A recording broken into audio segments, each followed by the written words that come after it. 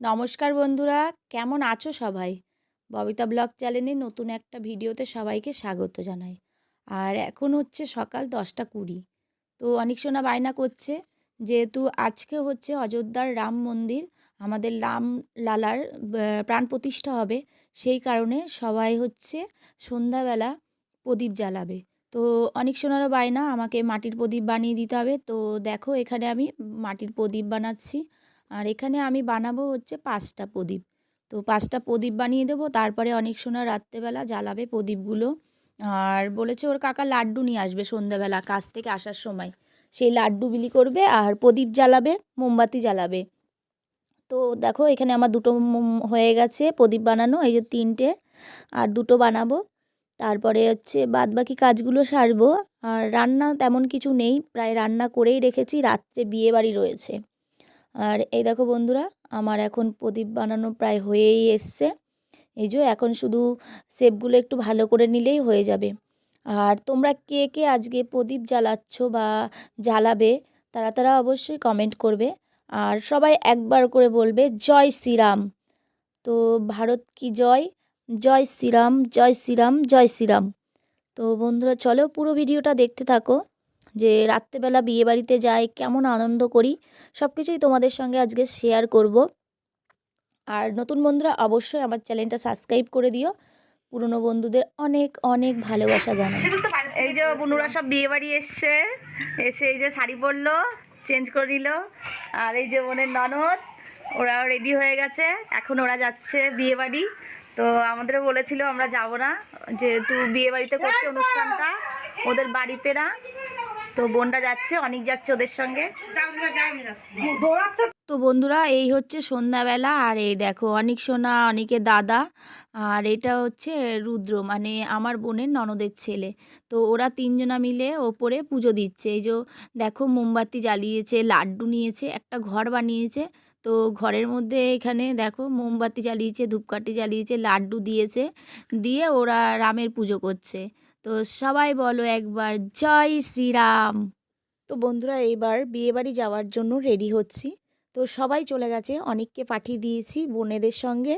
তো ওরা চলে গেছে আগে, আর তোমাদের দাদাভাই কাজের থেকে আসবে, তো আমি সেই কারণে একা একাই রেডি হচ্ছি। কেউ নেই, সবাই চলে গেছে বিয়েবাড়িতে। তো তোমরা যদি কেউ আমার শাড়ি পরা মানে সুন্দর করে ইজিলি কিভাবে শাড়ি পরতে হয় সেটা দেখতে চাও, তাহলে অবশ্যই দিয়ে দেবো। কমেন্ট বক্সে অবশ্যই তোমরা কমেন্ট করে দিও যে তোমরা আমার এত সুন্দর করে ইজিলি কিভাবে আমি একা একা শাড়ি পরি, সেই ভিডিওটা তোমরা যদি দেখতে চাও তাহলে অবশ্যই কমেন্ট করো। আমি অবশ্যই তোমাদের জন্য একটা একটা ব্লগ বানিয়ে দেবো, মানে ভিডিও বানিয়ে দেবো কীভাবে ইজিলি তোমরা একা একা শাড়ি পরতে পারবে। তো এই দেখো চলে এসেছি বিয়েবাড়ি। আর বিয়েবাড়ি এসে স্টলের খাবারগুলো খাবো না সেটা কখনো হয়? আগেই চুমুক দিয়ে নিলাম 1 কাপ গরম কফি আর একটুখানি চিকেন পকোড়া। তো খেতে খেতে সবার সঙ্গে গল্প করছি, আর এদিকে বোন ভিডিও করছে সবার।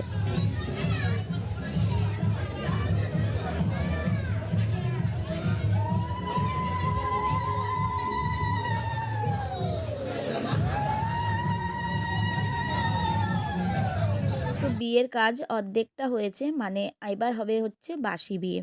তো তার আগে একটু রেস্ট নিতে হয়, মিষ্টি মুখ করতে হয়, তো সেটাই করলো, এবারে চলে যাবে।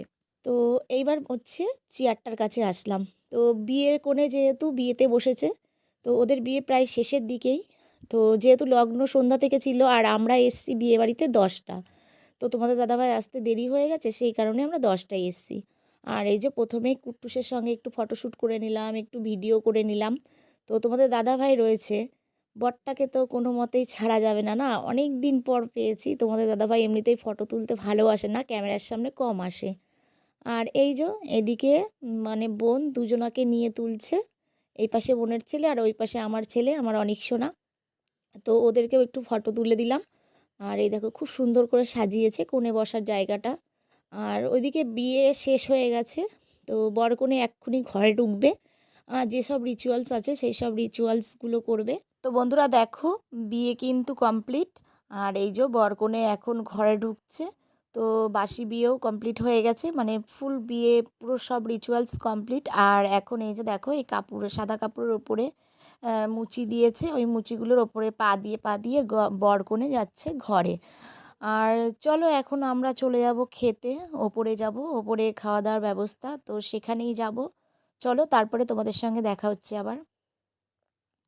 তো এই দেখো ওপরে চলে এসেছি আর ব্যাচ এখনই উঠবে। তো তোমাদের দাদাভাই বলল যে ওপরে গিয়ে দাঁড়াও, কেননা এই টাইমটায় মানে সবাই খেতে আসে, খুব ভিড় হয়ে যায়। আর এই দেখো চলে এসেছি খাবার টেবিলে। আর আজকে আমাদের কনে রিয়া আর ছেলে হচ্ছে দীপঙ্কর। তো তোমরা মেনু কার্ডটা একবার দেখে নাও। হাই বন্ধুরা, এই যে এখন আমরা খেতে বসেছি। আর প্রথমে দিয়ে দিয়েছে ডিমের টেবিল। এখন আমি বলি মুড়ি খাবো, দেখে নাও। খাওয়া স্টার্ট হওয়ার আগে কি বলতো, চাদরটা গায়ে দিয়ে নিলাম, খুব ঠান্ডা পড়ছে, খেলে আরো বেশি ঠান্ডা হবে। তো চলো আবার চলে গেছে, আমি এখন সামলাতে গেছি। তো চলো বন্ধুরা, সবার পাতে পড়ে গেছে এই যে স্যালাড আর ডিমের ডেভিল আর সস। আর এই দেখো আমার পাতেও পড়ে গেল। আর চলো এখন খেয়ে নিই তাহলে। এই যে একটুখানি সসে ভরিয়ে নিয়ে নিলাম ডিমের ডেভিল। তো দারুণ হয়েছিল খেতে ডেভিলটা। আর এই যে তারপরে দিয়ে দিল হচ্ছে নান আর চানা মশলা। তো নান আর চানা মশলা কিন্তু আমি খাইনি, ওটা বোনের প্লেট ছিল। তো তোমরা তো দেখছোই যে আমি খাওয়ার কন্ট্রোল করছি এখন, যেহেতু আমার হালকা সুগার ধরা পড়েছে। আর কুট্টুস দেখো একাই খাচ্ছে। আর এই দেখো আমি স্যালাডটা খাচ্ছিলাম, তো স্যালাডটা আমি বাড়িতেও খুব খাই, সেই কারণে স্যালাড খাচ্ছিলাম। আর এই দেখো এখন দিয়ে দিল বিরিয়ানি। তো মেন ফোকাস হচ্ছে আমাদের বিরিয়ানি। তো আলুটা তো খাবো না, একটুখানি অল্প একটুই রাইস নিয়েছি। তো তোমাদের দাদাভাই বললো যে একটুখানি রাইস খাও, কিচ্ছু হবে না। তো সেই কারণেই খাওয়া, আর পাচ্ছি না ক্যামেরা ধরতে, চলো খেয়ে নিই। তো ক্যামেরাটা কি বলো তো, কে ধরবে মানুষ পাচ্ছি না, তাই কি করলাম জানো, টেবিলে বোতলের সঙ্গে ফোনটাকে রেখে তারপরে খাওয়া স্টার্ট করলাম। তো সামনে যদি বিরিয়ানি পায় প্লেটে, তারপরে ভাই কে ক্যামেরা ধরে বলো। তো আমি তো আর পাচ্ছিলাম না জিভের জল আটকাতে। তো আমি তো ভুলেই গেছিলাম যে আমি একজন সুগারের পেশেন্ট। আর তারপরে নিয়ে নিলাম এই যে আইসক্রিম। আর এই যে এখন আইসক্রিম খেতে খেতে চলে যাব বাড়ি। তো টাটা সবাইকে। তো বাড়ি যাওয়ার পথে দেখছি যে বর কনের এখানে ফটোশ্যুট হচ্ছে। তো বন্ধুরা, আজকের মতো ভিডিওটা এখানে শেষ করছি। Good night.